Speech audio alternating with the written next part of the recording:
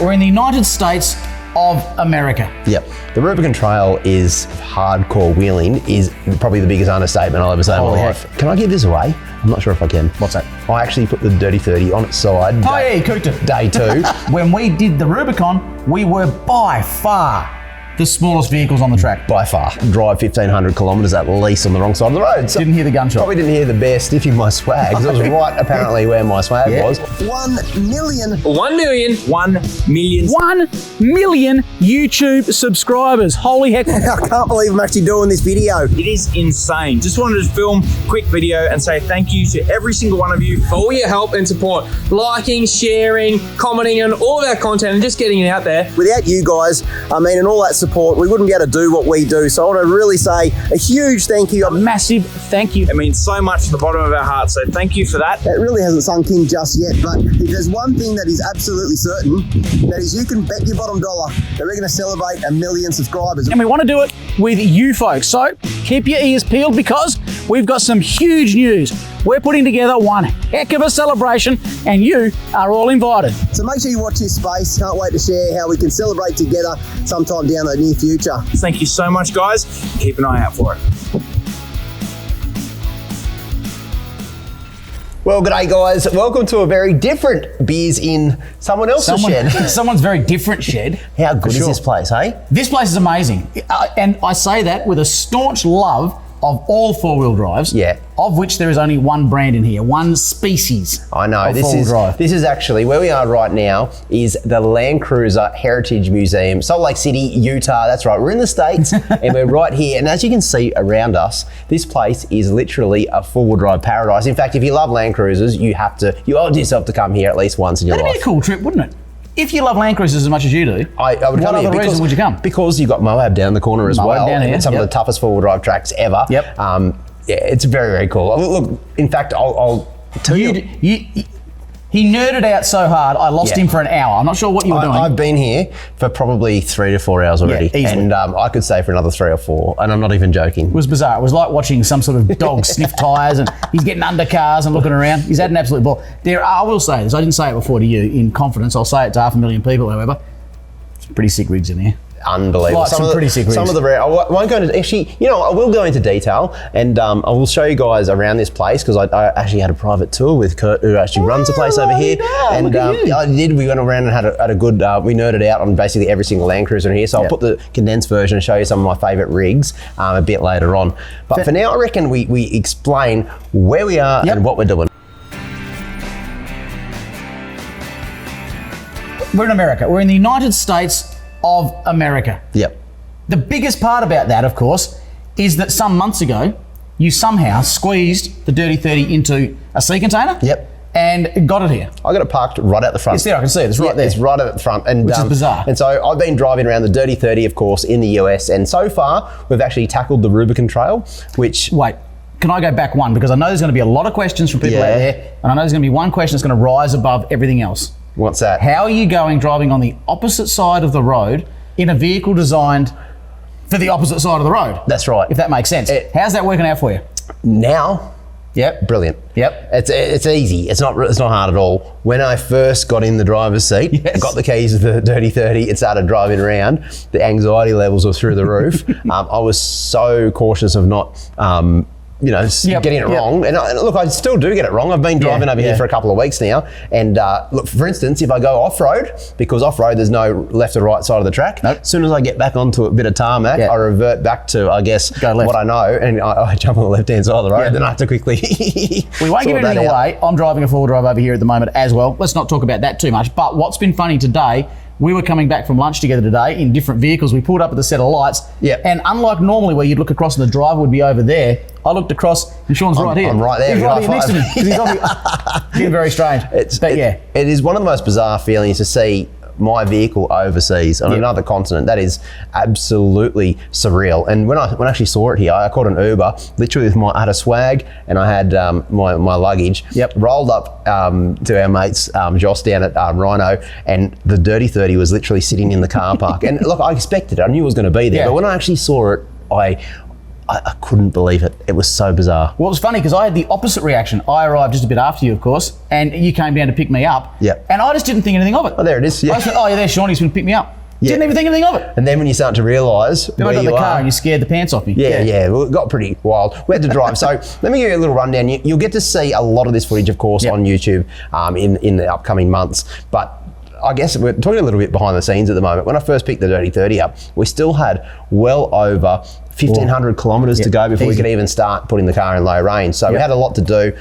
We built a vehicle for Graham over here, so you'll get to see that really soon as well. So we had a lot of, I guess, errands to do. We had not much camping gear. We had to do food shopping, which was an experience in its own right. Yep. And of course, drive 1,500 kilometres at least on the wrong side of the road. So it was very, very exciting. Yep. And one of the first things we did, of course, is drive through LA, one of the biggest cities in the world. Terrifying. And I'm talking 7-8 lanes of traffic, bumper to bumper, people going crazy through the traffic, and I'm in the Dirty 30 on the wrong side of the road, and a bit of Cold Chisel playing, and off I go, and I guess that sort of acclimatised me. I still am not quite right from it.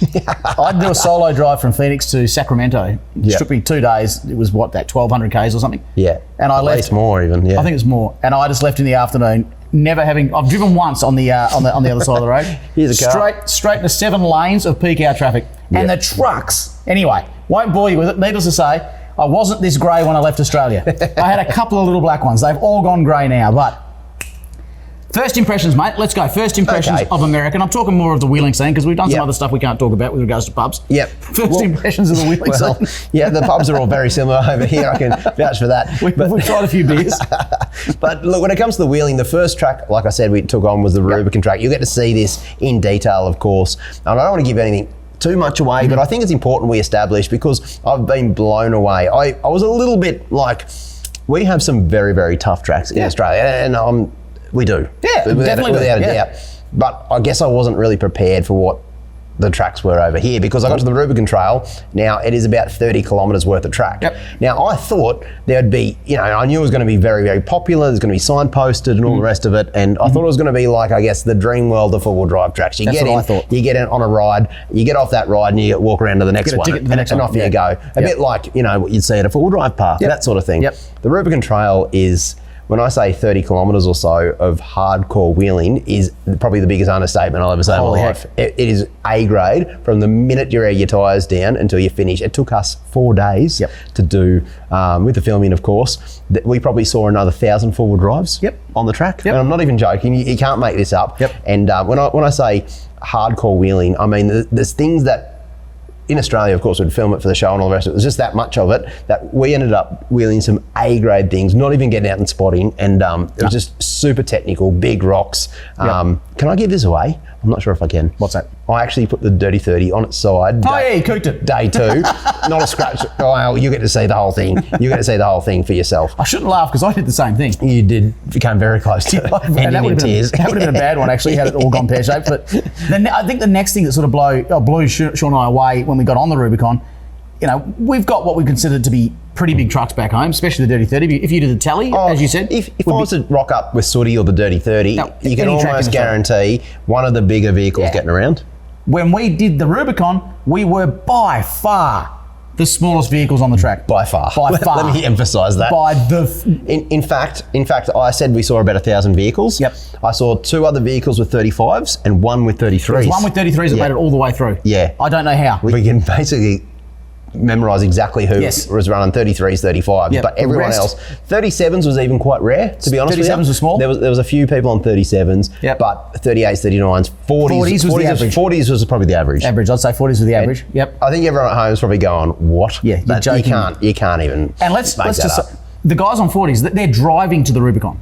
Yeah. They're not taking this on. They're completely road. They're not. Yeah. Then there was the buggy scene. So then there was the trailer things that were on 40s, 44-inch tyres. Some of them had tube chassis, that sort of stuff. The stuff you see in Tough Truck or Ultra 4 or, Now let's just paint a picture. These guys are coming past us politely, just coming around us. Just going for a wheel. They've got eskies on the back, barbecues, tents, playing music. There's dogs, little dogs being held as they come past us on the Rubicon. It was amazing. It was truly amazing. It was a completely different scene, I guess, what we used to. I guess what I was saying as well, the rules are very different over here. So the modification rules, you can run 30s, 40s, whatever on the road, and they just get away with it. So if you can run them, why not? I think. And you know, I wish we did have 40s at the end of the day, but look, you know what? It was more fun probably on the 35s. We basically were able to drive with vehicles like we do in Australia on these super hard tracks. Yeah, it was.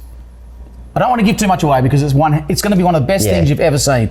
But that trip, those 4 days for me were some of the best forward driving I've ever done. Can I go into the camping just real quickly? Yeah, go on camping.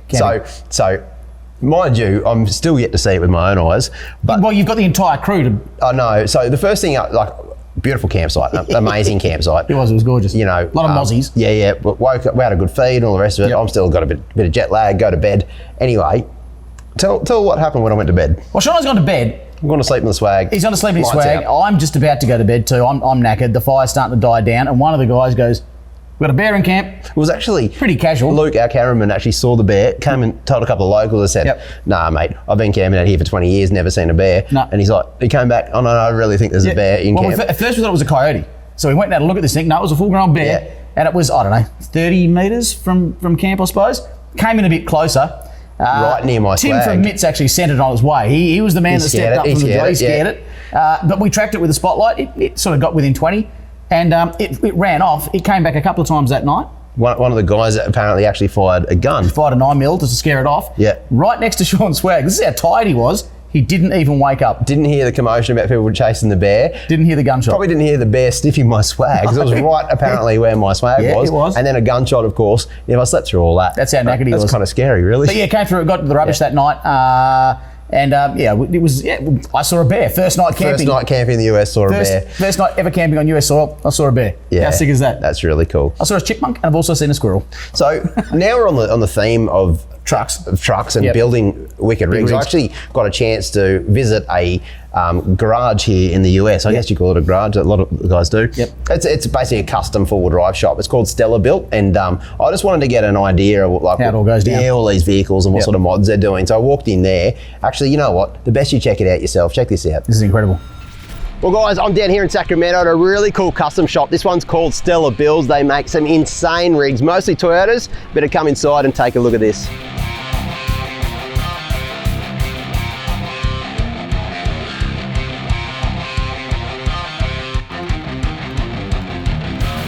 Right, I'm here with Rob from Stella Builds. Now this is the shop truck. Rob, explain what's going on here, mate. So this is our shop build. This is a 4th gen 4Runner with a V8, 1-ton axles, Dana Super Duties. We have 14-inch coilovers, front and rear, King's bumps and coils all the way around. Custom bumpers, custom sliders. 4-link in the rear, 3-link in the front. We have a reverse triangulated 4-link back here. If you take a look a little bit later, you'll see that we got the shaved disc cover back there. Other than that, we're running 42s. Just upgraded to 42s from the 40s about 2 weeks ago. It's doing pretty good. Yep, and that extra 2 inches, mate, that'll get you places. 2 inches is a lot. That's huge, man. You just don't see things like that back home. And the cool thing is this actually drives on the road as well. So it's not a trailer queen. It drives to and from the tracks, and then obviously wheels some pretty insane stuff. There's rock, there's rash all over it. This thing has been wheeled hard. Yep. Super cool to see, mate. Thank you very much. Appreciate it. Okay, this is insane. You got to see this one. Rob, come in here, mate. Look at this. This is crazy. It's got a Hellcat motor in it. It's got what, the front end's Ford Bronco? Ford Bronco TTB, twin traction beam. Yep. That's crazy. What's going on the rear suspension? Again, it's another 4-link setup. So this is a 4-link from Solo Motorsports. So we got the big old trailing arms. We did a Dana 60 axle on the back just because we wanted some beefy axles. Yeah. Other than that, basically the only thing that's a Toyota on this thing is the 4 doors and the cab. Yeah. It's insane. Come and check the front out. It's really cool. This is like, what do you call it? This is twin? This is the TTB twin traction beam traction from Ford. beam. It's like 90s Ford Bronco or Ranger. Basically, it's the most travel you can get out of a 4-wheel drive suspension and retain it. This is going to be a 1,000 horsepower motor, running race and jumping through the desert.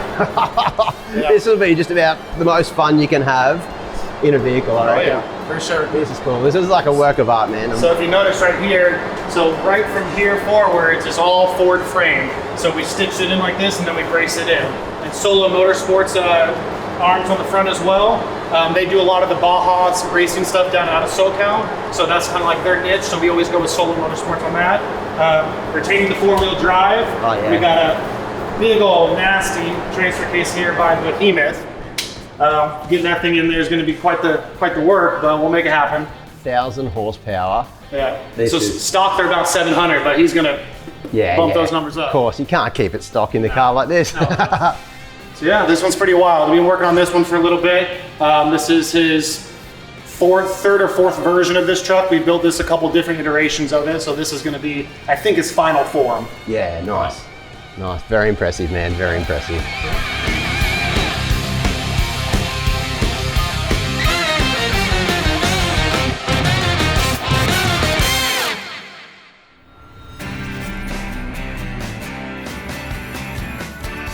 Righto guys, Oricom have an epic deal just in time for Father's Day. You can get a UHF 360 and a black 6.5 dBi antenna, the exact same setup I run in the Pony Lux, for just $299. Normally all of that will cost you around $428. The radio is awesome because all the controls are on the handpiece. It's a full 5-watt unit that you can mount pretty much anywhere. Behind the dash, tuck it away nice and neat, and pair that with a 6.5 dBi antenna, which is the ultimate all-rounder. You need to be quick though if you want to spoil dad and get him a new radio and antenna for Father's Day, because this deal is only going to be on until the 5th of September. So jump on it quick and don't miss out at oricom.com.au. Alright guys, save 15% off a Rundle winch. Kit your vehicle out with the right sort of recovery kit so you can get out of strife every single time. Now this deal ends on the 31st of August. The only place you can get it, forwilldrive247.com. I can't fathom that stuff. How's the one with the Hellcat engine? Yeah, 1,000 horsepower Coyote motor. Yeah. It's got, the front is a Ford Bronco. They've cut the chassis off. Yep. It's got one of the craziest 4-link rear setups. Got a 3-link front. It's just off tap. Like that thing is built to do 200 k's an hour in the Baja. You know what I noticed on all those trucks that Stella built, and of the trucks we saw on the Rubicon, is they have virtually zero up travel. They're not about up travel in the States. Tyres. Massive tyres, and everything is about down travel. Yeah, that's The the way. States are massive here too, by the way. It's all about down travel. But this is what I guess the point we're making with all these crazy builds. Like, yes, we do have this stuff in Australia, but because we have such crazy regulations, there's less of those sort of vehicles being built because you can only really use them on private property and things like that. So these are regularly driven on the road. All these sort of rigs. Yeah, you see them. So that one that you saw, the store car, which is on I think 40s or 42s or something like that. It's a 4Runner. He drives that to and from the tracks. Yep.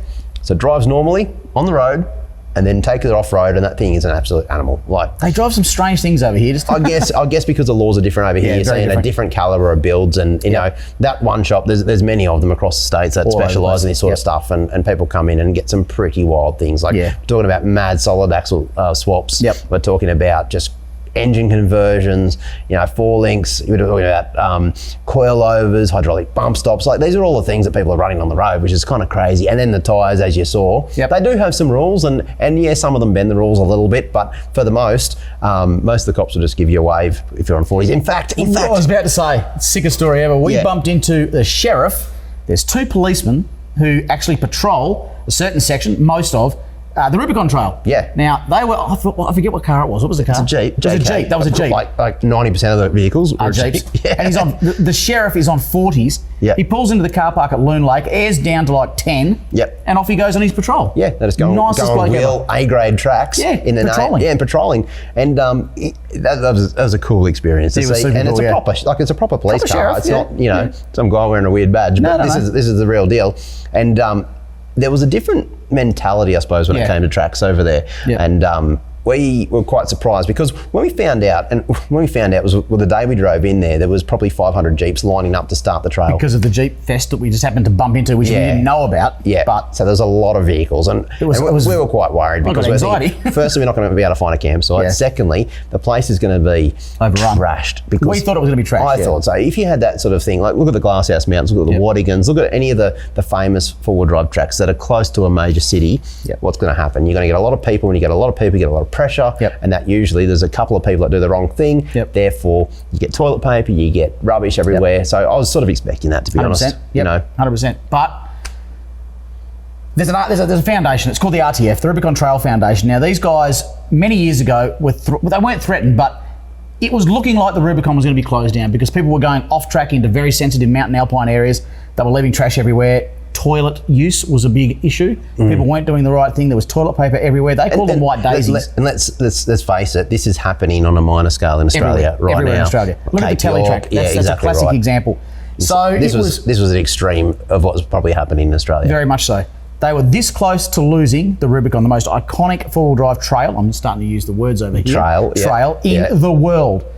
Now, people, when you are faced with losing something and really losing it, not just if you keep doing this, it's going to get closed, but actually being faced with it, action had to be taken. So the RTF was formed, the Rubicon Trail Foundation. They've done so much. I won't go into heaps of it there because we put a bit of it in the episode. But what I love about it is the culture shift. The culture shift. That's the word they use. And this is what I hope happens in Australia. And it's great that we got to see this because you and I are going to be huge advocates for this when we get back to Australia, of keeping tracks open because we're going to lose them in Australia. They're going to go. I promise you that. They are 100% going to go. And if we don't do something about it, we're just going to sit down and watch them go, and four-wheel drive will be a thing of the past. What they did over here is they fought, and now nobody drops a single can. It's phenomenal to see buggies on 44s. They've got these weird... Everyone carries a rubbish bag that hangs off the back, and they put everything in it, in this rubbish bag. I saw guys stopping in buggies. Buggies are not easy to get in and out of. Stopping, getting out of the buggy if they saw like a little piece of plastic on the ground, and putting it in their bag in the back because they are bloody proud of the Rubicon. It is amazing to see. It's a whole, and the guy we spoke to, culture shift, a complete change in mentality when it comes to using this. They call it public lands. Those public lands are only going to be available if you look after them. Correct. And I got to say, the Rubicon was spotless. It was really well organised in the sense that there were so many vehicles up there. You know, it's like a game of golf. I don't play golf, but I would imagine if you're pretty slow, you let the other guys go past and all the rest of it. The manners were fantastic. It just worked. It just really worked. I can see this happening in Australia. It has to happen in Australia. For the big iconics, like I'm going to use the telly, if we don't start to get a culture shift on the telly, where we're proud of it, and we don't drop rubbish, don't leave things in trees, if you break a CV, take it with you. And what you mean by that culture shift, if there's only a couple, there's a handful of bad eggs usually in and in the whole, if there's 100 people doing the telly, there might be 3 or 4 bad eggs in that thing. That's all it takes. Now what happens over here is those bad eggs aren't allowed to be bad eggs because everyone else will police it, you know what I mean? If they see someone doing the wrong thing, they're onto it straight away. So no one does it. It's very uncool to leave rubbish around or very uncool. So that's cool. I love it. It literally blew my mind. It changed my whole perception of what I guess I was expecting over here. Because when I first saw all these Jeeps and they're playing music and I thought, holy heck, we're in for it here. And then you meet people and they're so friendly and they're so proud of what they've created in the Rubicon. And to have Aussies over here driving, they were jumping out of their Jeeps to say good day to us, and it was a heck of a thing. That's it.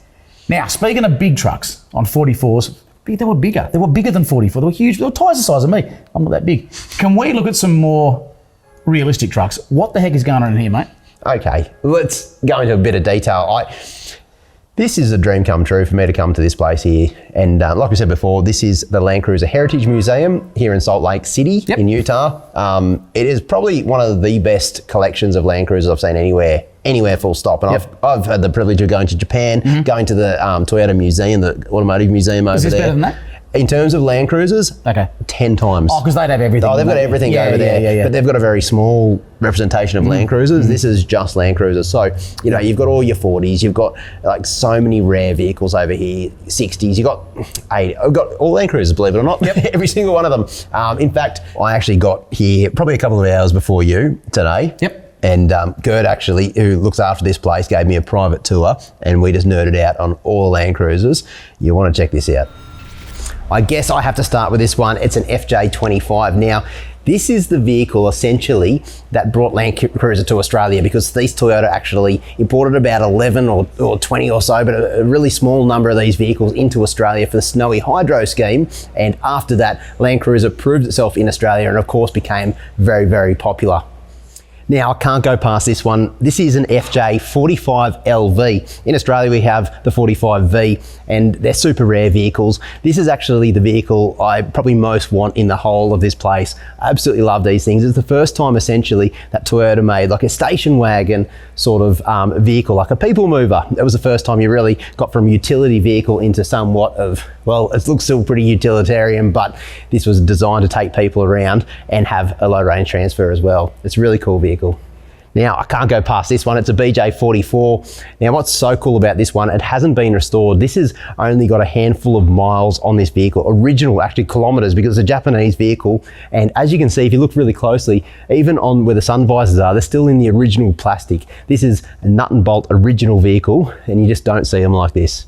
Well, I'm going to group the 60 series as one because they're my favourite Landcruiser of all time. This is a HJ60, so with a 2H motor, straight from Japan. This is an import one. What's cool about these ones, as you might know, they come with the 12HT, which is my favourite engine of all time. It's also a 24 volt, got the turbo seats in it. It's in really, really nice condition. Even all the aircon, all the trimmings in those ones. Then you've got these American ones, so the FJ60s, the FJ62. So these were actually a later model 60 series. What's so cool about these is that they had the non-carby, so the EFI 3F motor, and they also had power windows, they had power mirrors. They really started getting quite fancy, and we didn't see this exact same one in Australia, but it's pretty cool to see here. So this might just be the best example of an FJ55 series anywhere in the world. It's got 18,000 original miles, all exactly how it should be, straight out of the factory. It is one of the most beautiful condition 55 series I've ever seen. So of course we call these things the Iron Pigs, and in Australia, you're not going to see one without rust. It just does not exist. And to see one in this prime condition with only 18,000 actual kilometers, not miles, kilometers, is nothing short of a miracle. I can't go past this one. This is a 2007 FZ80 series. That's right, 2007. I'm as shocked as you guys. They actually made these in Venezuela right up until 2007. Now this one has 125 kilometers, not 1,000, 125 kilometers. Again, it's still got its original plastic inside the interior to preserve this vehicle. It's absolutely amazing. Now, I've got to show you these vehicles. Now, this is a mega cruiser. So this one in particular was developed for the Japanese army. About 3,000 units were made in the 90s. And as you can see, they look very much like a Hummer H1, really wide, and got the same sort of proportions. This is actually a civilian model, only 149 of these bad boys made. So can you imagine just rolling up in one of these? This is pretty wild. This is a mega cruiser, 1996. Tell you what, very, very wide, very boxy. Well, you can't go past this one. This one stands out really. This is a Arctic Hilux. Now you might be familiar with these in famous shows like Top Gear. They've run these. I've actually driven one of these vehicles. They're really, really cool. They come on 44-inch tires. Now this big air hose right here is exactly that. It's to inflate and deflate the tires from inside the cab. So they actually run 4 compressors inside here. It's got the KD motor in it, so the petrol version, and they run it on a mix of like aeroplane fuel so they can keep them going in Arctic conditions. And when it gets very, very cold, like up in Greenland and Iceland and places like that, they won't actually turn the vehicle off for any longer than 15 minutes. So if they're doing like a transcontinent sort of voyage and they might need to go for a week or two, the vehicle doesn't turn off so it doesn't freeze over. Absolute beast. Right, mate, we've come a heck of a long way. Yep. In order to be in America right now with rigs. What's the plan? What are we doing? I mean, we've already done a part, obviously. We've done the Rubicon, which, trust me, is going to be bloody hard to beat. I've been blown away by that. Yeah. What are we thinking? Well, firstly, geez, that's a good noise, isn't it? I have another brew. Secondly, we're only a quarter of the way through this trip. So we've done one. We're going to Colorado. We're, of course, going to Moab. We're basically going to try and drive some of the most iconic tracks here in the US. That's our plan. And with vehicles that are, you know, they're very small for American standards, let's put it that way. I heard, so we're heading to Colorado tomorrow, all things going well. I heard that one of the tracks we want to try and do, the start of the track, I think it is blocked by 10 foot of snow or something crazy. It's hard to even comprehend because right now it's hot. 30 degrees outside. Hot outside. And I can't even imagine it being cold. No, I've got no idea how that's going to work. So we're sort of going to do, the next trip's going to be like an altitude type trip. Yeah. Going to go quite high up, see a bit of snowy stuff. Yeah. I hope you get to fish in one of those streams. I'm going to definitely catch a fish overseas. Well, definitely is a big word. I'm going to definitely try it. Definitely try, yeah. I can't wait to show you guys what we've actually got up to over here, because if the first track has been a bit of a litmus test of what, to expect. Holy heck. I guess what you guys are going to be in for is going to be nothing short of amazing scenery and some of the toughest forward driving you'll ever see. Here's a little Easter egg. I'm going to let it out of the bag. I'm not here for the entire trip. No, that's all right. I'll get sick of him very soon. Very quick. Very quick. Jocko's going to come and join us. Jocko's coming to the States. Yeah, and it's going to be cool. We're going to get to see a lot of things, do a lot of stuff, and more importantly, show you guys, I guess, through our lenses, what actually goes on over here. I'm going to be super keen to see what these guys think. I mean, you're frothing on us being in America. I know I am. Yeah. Let's have some comments down below. What do you want to see from America? If you know America, maybe you even wanted to see what Sean cooks out of here, because it's. Trust me when I say. Trust me. I bought boiled eggs in a bag today. But even to give you an idea, I went to 3 supermarkets just to do my shopping to go. I went to the wrong ones, and it was, we're completely out of our element over here. Yep. But the one thing that we sort of feel somewhat familiar with is when we hit the tracks. I thought you were going to say beer. Oh, we're pretty good at that too. Pretty good at that. Now the tracks, I've been a bit out of my element with them. They're way harder than I thought, but I want to know what you guys want to see. What do you want to see from America? What are you guys frothing on over here? Yeah. And we'll give it a go. We'll have a crack at it. Absolutely. Definitely. Well, now's an exciting part of the show. I love this bit, mate, where we go from our shed, and in this case... Well, it's not ours. I wish it was. I wish it was. Into your shed, and we look at your rigs, we look at your fails, and any questions and things like that that could pop up on social media. So I want to actually start this one, and I don't want to bring the mood down, but Andrew, and this happens quite a fair bit. We go through a lot of our messages on social media, and Andrew's gone through a really tough time, and he lost a really close mate of his out in the bush, and he's going through a tough time. And he said that basically our show has got him through it, which is very humbling to think that he's been watching our show to help him. We hear that a lot. Yeah, to sort of spark him up. We hear it a lot, like you say, and I think it's really cool that people in the four-wheel drive community come together. It's one of those places where he feels comfortable enough to say... That's the bit. Yeah. He feels comfortable enough to get in touch with us, and he's told us I won't go into the story. It's a sad story. It's a sad story. I won't go into that. But the fact that he feels comfortable enough to get in touch with you and me, tell us about it, and say that we've helped him get through it. Yep. Oh man, that's humbling. And that's really cool about the four-wheel drive community. Is a lot of mates come together, people you've never met in your life, but because you share the same passion, I guess they come together. And the fact that if they can't get out in the bush and recharge their batteries, well, they can maybe watch our show and get something from that. So, so Andrew, I want to say, mate, chin up, and all the best. We're thinking of you, mate, as well. And thanks for getting in touch with us. And I actually want to give you a $100 Snatch voucher, mate. We've got a heap of really cool threads have dropped on Snatch recently. We've got all the winter rain and stuff like that. There's a whole stack of new stuff. If you haven't been on there right now, fulldrive247.com. But mate, $100 to go spend over there. And cheers, buddy. Yeah, let's get on to our fail, mate. That looks very familiar. Yeah, I know this track. This is Little Red, and bit of a rollover on Little Red, and it's easy to do. Yeah, that first bit of Little Red. If you get a bit, so I'll do it in the dirt. Has done it in the dirt. He's gone over sideways. He's doing it. He's gone sideways on Little Red. He's doing it. Have a go on this one. I've seen this float around the internet a bit. This terrifying. One from Colby 308. Now, I don't know how you sit on your seat, but sometimes I slide forward ever so slightly when I'm driving. That would have taken the family jewels.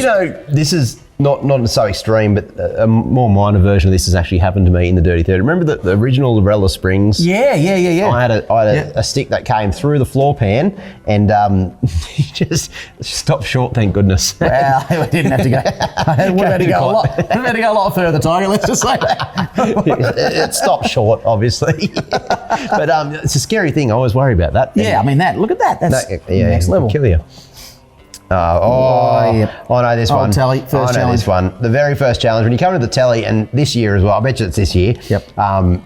Before you even get to Palm Creek, you know the one. I actually went down there. And a lot of people probably have seen it already on YouTube now, where I've gone down and the sooty actually stalled out in that deep water. Perfect timing. Yeah, perfect timing. Flooded the vehicle within the first 100 metres of the old telly track. Still got another 180 k's to go. Flooded. And anyway, looks like it's raining there too, by the look of it. Yeah, so obviously Luke's done the same, and in case you're wondering why Sooty actually conked out in that water crossing, a lot of people ask me what happened there. It shouldn't do that, it's a diesel, all the rest Wouldn't of it. have thought of it, no. No, but I think the water came so high up over the windscreen, it might have blocked the air from going into the snorkel. While it didn't suck in the snorkel and go down the airbox, it might have actually cut the air for a bit. It was enough to actually stall it out. Couldn't have been driver error in any way? 100% driver error. Not denying that. Okay. But it stalled out. I didn't stall it. It actually conked out. Conked out. It conked out. It was idling. I sort of got stuck, so I was idling, Yep, not going anywhere, and it just conked out, and that's what happened there. Nasty. Have we got this one, Night, a bit of night wheel on, Yeah. and they've come on. Has he gone over on his side? I'm not too sure. It's hard to know. But it looks like it would have been quite sketchy off the edge of there. It's a sketchy recovery at night, mind you. Yep, at night. And got the old winch on the rear, But they got it done. and that's the key. They got it done, mate. They got it done. Let me have a look at this one. Oh, we've seen this before. Yeah, I've seen this one as well. Yep. Where, and this is a cool little tip. I guess bush mechanics, mate, at the end of the day, when it all goes pear-shaped, you got to think a little bit outside the box. Yep. That's what's happened here. Obviously, the wheels come off. Somehow. It might have been bearings, it could have been wheel nuts, wheel That stubs. wheel's gone, see ya. Yeah, see you later. Off you go. Left the conversation and ratchet strapped the log over and just basically use it as a skid plate. Yeah, and just skid it out. Skid it away. Yep. That's pretty cool.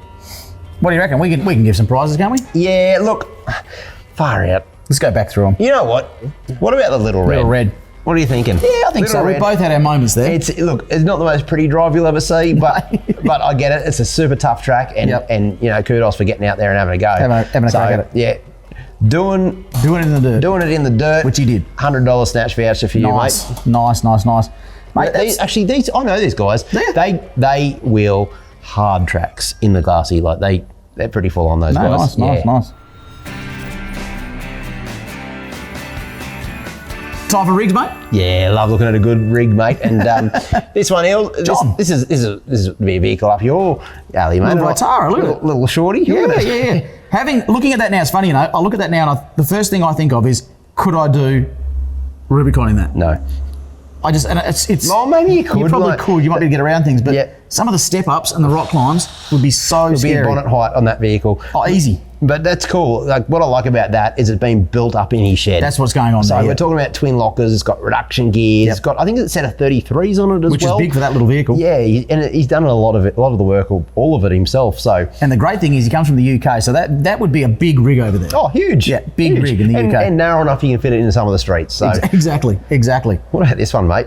Now, that back setup. Yep. Is that a TV screen? Computer screen? TV screen. It is a gorgeous 80. Now, check out the rear setup like Graham's saying. Jesus creepers. It's a telly. Yeah. Netflix and chill, baby. Netflix and chill in the bush. Why not, folks? Yeah. Why not? No, that is really well done. I like these little bits here that pop up and out. Do you think that's the way it's all going now with like Starlink and things like that? Definitely. People are going to be doing this? Not me so much. I don't think I will at all. No, I can do that at home, I guess. Exactly. But yeah, you're going to see more of this. But you know what? If that gets the old ball and chain out in the bush with you. Getting out there with you, whatever it is, gets the kids out there, whatever it takes. I think that's brilliant because you know sometimes you want a couple of mod cons out in the bush. 100%. Nothing wrong with that. I think if it gets more people out in the scrub, it's a good thing. I think it's a great thing. Yep. Now, other than looking like it's got the same paint job as the G60, it does. It's just a bigger version, really. What is going on there? I'm going to say that's I think that's an LN10. I've got no idea, mate. No, I've got zero ideas. In fact, in the comments, can you let me know what that is? What is that? I'm going to guess something European. It looks straight out of Russia, sort of thing. Yeah, it does. Like a Lada Volkswagen sort of thing. No, that's an odd-looking beastie. It looks like it'd fall over easily, but I don't know. You know what? It's probably supercar. I wouldn't take that on the Rubicon Trail. No, not the Rubicon. No. It's cool though. This is cool. It's a cool story, mate. Restored car in the backyard. Yeah, they're travelling Australia with it. It looks like they've cut another Landy in half. I like what they say though. They're travelling Australia one breakdown at a time. And they've got an old Defender. And what's made a trailer out of half one. Exactly. They've got another one and just took the rear half out. When those are done up like that, I reckon they look sick. They do look cool. I reckon they look very cool. That reminds me like Les Hiddens getting out in the scrub. Yeah, exactly. Cruising out and using an old Landy. Yeah, good on I think they're cool, mate. They're pretty simple too, so the breakdowns wouldn't be too catastrophic. But they're regular. I can't say that from experience. I got no idea. This is cool. Yes. The old boost built, and boost built for a reason. Yep, the old Barra swapped GQ with a turbo. Must live in Bundy. There's a few of those floating up in Bundy. Exactly. Actually, Queensland has. Per capita. You know, I'm going to narrow it down. Go to DI. Yep. Just go to DI on a weekend on a Saturday arvo at about 4 p.m. Sit back and have a look. You'll hear. Yeah, there'll be a lot of these things getting around. That's pretty cool though. It's cool. It's all in the shed as well. Yep. It's another really cool thing. It's neat too though. Look at it. It's not just been chucked in there. Yeah. That's really neat. 600 horsepower. Like that's those motors, they can do it all day. And you just slap a big old turbo on the side of them. And obviously he's done a lot more work than just that. Yeah. It's very clean what he's done.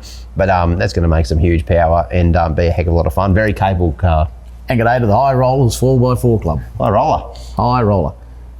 We going to get a winner out of that? What do you reckon? Well, we should. I'm going to let you pick this one, Oh, mate. this is tough. You know what? I'm going to give the winner to our mate Cruising Cruiser on TikTok. There you go for the back. Put his TV in. Because it's all home built in the back there, and it's probably designed to get his lady friend out in the bush.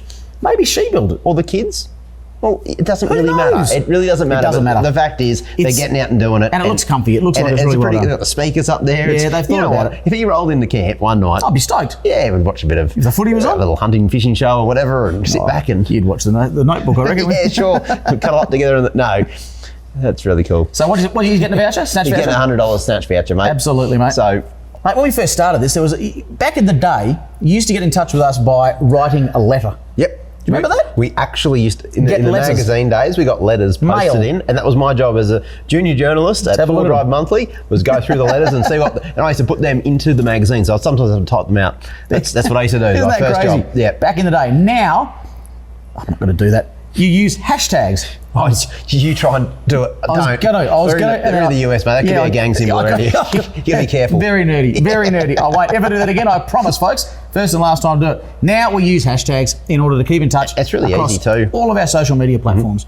So please, folks, make sure you hashtag any of your photos. It doesn't have to be put anywhere special. Yeah, I'll give you a couple of hashtags to use. So what we mean, if you're a bit of an internet dinosaur or social media dinosaur, use your hashtag when you upload a picture, and then that way we can just search for that hashtag. And your doesn't matter picture where will it come is, up. your We can picture go, will we can use that in the shed show. So the ones to use, full hashtag Full Drive 24/7 rigs or hashtag Full Drive 24/7 fails. Yep. And you can pick which one your category falls into. Absolutely. Don't forget to subscribe as well, because That's the best means you way get to do it. notifications. All of those things, you have to worry about it after that. And it's really important, if you're in the game to win a prize, and we do give away a lot of prizes, make sure you turn your notifications on. So subscribe to our channel and turn your notifications on, because we'll reply to you in the comments. That's and right. The only way you're going to know that is if you get notified. You get notified. Yep. So you don't have to go back through all the comments and all that sort of It's jazz. a pain in the bum. Don't have to do that. Yep. What have we got coming up, mate? It's been a heck of a year. Oh, there's going to be so much. And obviously, we've got all the US content. But before that, we have a really cool trip in the Simpson Desert. Now, I got to take the 40 series. That you can't see, it's right there. There's about 10 of them down here as well. Yep. A 40 series, my HJ47. Yep. You're in your G60. And for me, it was a heck of a trip. I won't go into it too much because you'll see it when it comes out. But the very first vehicle to ever conquer the Simpson Desert was a G60 Patrol. Yep. By Reg Spriggs in 1963. Probably just like Reg, you had to support Tojo in the background. Did not have a support Tojo in the background, but look, it was a dream come true. That trip was. we did. Well, I won't go into too much detail. We did the Madigan down the middle. There were floods. It was amazing. We just did the Madigan. I know, It's I probably say it the so- most remote I know, four-wheel I know. drive trek in the Simpson Desert.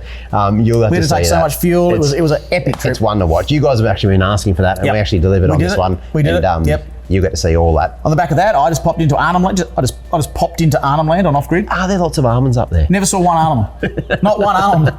But I tell you, as a location, it's probably one of those places that most people have no idea about. No. Permits, can you camp, how do you get in there? We went through the whole thing, show people Well, how that's to do going to it. be really helpful, because we get a lot of questions about Arnhem Land. Yep. Still one of my most favourite places in It is, Australia. it's amazing. It's amazing. It has changed a little bit since you and I went last. Yeah. But we went through the whole thing, how to get there, and it's... They still have that pub up there, and Yes, they do. Yeah, righto. Yes, they do, sir. Yes, Okay, they do. good. So that's coming up, mate.